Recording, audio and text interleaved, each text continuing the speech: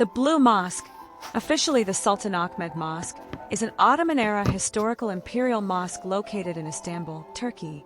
It was constructed between 1609 and 1617 during the rule of Ahmed I. It attracts a large number of tourists and is one of the most iconic and popular monuments of Ottoman architecture. The mosque has a classical Ottoman layout with a central dome surrounded by 4 semi-domes over the prayer hall.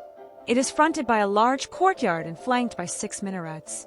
On the inside, it is decorated with thousands of Iznik tiles and painted floral motifs in predominantly blue colors, which give the mosque its popular name.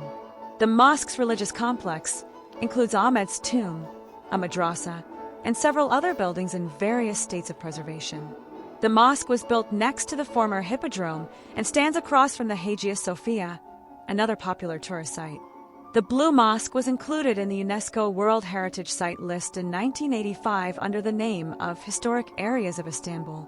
The mosque was built on the southeast side of the old Byzantine hippodrome, near the Hagia Sophia, the most important mosque of the Ottoman Empire, a site of significant symbolic significance that allows it to dominate the city skyline. The mosque's location was originally occupied by the hippodrome's bleachers and its imperial box, where the emperor sat when attending events here.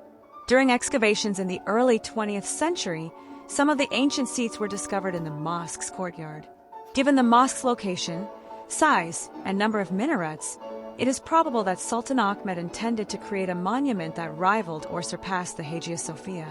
Prior to construction, this site was occupied by the palaces of several Ottoman viziers, including Sokala Mehmet Pasha and Güzel Ahmet Pasha, which required a costly expropriation process.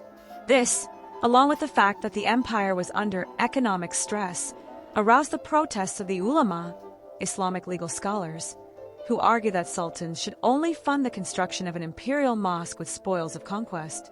Ahmed I had won no major victories, and thus had to divert funds from the treasury for this expensive project.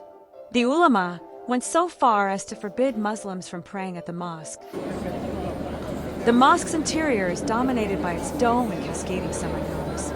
The main dome reaches a height of 43 meters.